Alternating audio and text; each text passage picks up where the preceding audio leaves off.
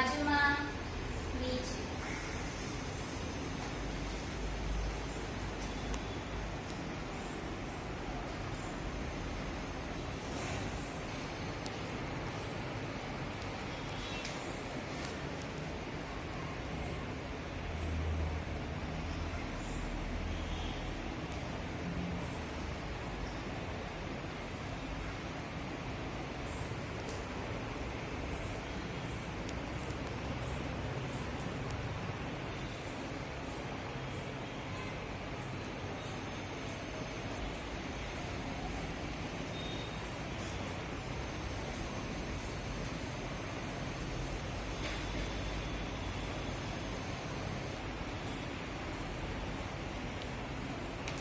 બાળ મિત્રો, તમને એકમનું નામ જોઈને નવાઈ લાગશે કે દુનિયા જોવાનો રસ્તો તો આપણે દુનિયા જોવાની?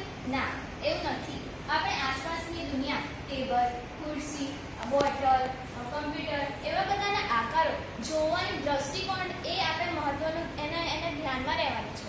ધારો કે આ બોક્સ લઉં છું, એને હું ઉપરથી દેખીશ તો આ લંબચોરસ દેખાશે, બાજુથી દેખીશ તો આ ચોરસ દેખાશે. અને હું હવે થોડાક વસ્તુઓ તમને બતાવી રહી છું, એની પ્રશ્નોત્તરી કરીશ તો સૌ આખા વાક્યમાં જવાબ આપજો. આ બોટલને હું ઉપરથી દેખીશ તો કેવી દેખાશે? તમે બોલો.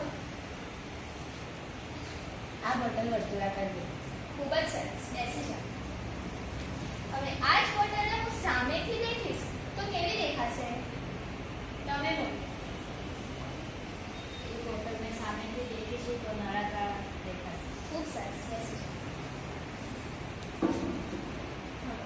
આ શાનો આકાર છે? આ શંકુનો આકાર છે. ખૂબ સરસ, બેસી જાઓ. હવે આ શંકુના આકારને હું નીચેની બાજુએથી દેખીશ તો કેવી દેખાશે? આ આકારને નીચેની બાજુથી ગોળાકારથી ઓળખાશે. ખૂબ સરસ, બેસી જાઓ. હવે હું તમારી સમક્ષ એક ચાર્ટ રજૂ કરીશ, તેને સમજાવીશ અને તેના પર પ્રશ્ન પૂછીશ, તેનો પણ તમે જવાબ આપજો. આ ગપ્પુના શહેરનો એક નકશો છે. આ ગપ્પુનું ઘર છે, આ મીઠાઈની દુકાન છે, આ બગીચો છે, આ ગપ્પુના મિત્રનું ઘર છે, આ કરિયાણાની દુકાન છે અને આ શાળા છે. તો ગપ્પુનું ઘર છે તેની જમણી બાજુએ શાની દુકાન આવેલી છે? નવભાઈ. ગપ્પુના ઘરની જમણી બાજુએ મીઠાઈની દુકાન આવેલી છે. ખૂબ સરસ, બેસી જાઓ. ગપ્પુના ઘરની જમણી બાજુએ મીઠાઈની દુકાન આવેલી છે. ગપ્પુના ઘરની ડાબી બાજુએ શાની દુકાન આવેલી છે? ગપ્પુના ઘરની ડાબી બાજુ કરિયાણાની દુકાન આવેલી છે. ખૂબ જ સરસ, બેસી જાઓ. ગપ્પુના ઘરની ડાબીની બાજુએ કરિયાણાની દુકાન આવેલી છે. તમે એમ કહો કે બગીચાની એકદમ સામે કોનું ઘર છે?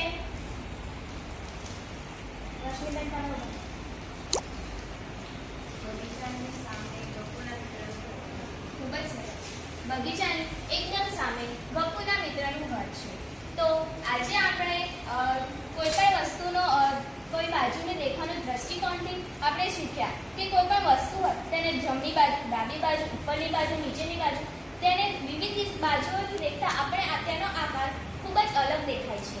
તો આજે આપણે કઈ કઈ બાજુનું, ડાબી બાજુ, જમણી બાજુ, નીચેની બાજુ અને ઉપરની બાજુઓ વિશે વિશેષ જ્ઞાન મેળવ્યું. તેનો ખૂબ આભાર.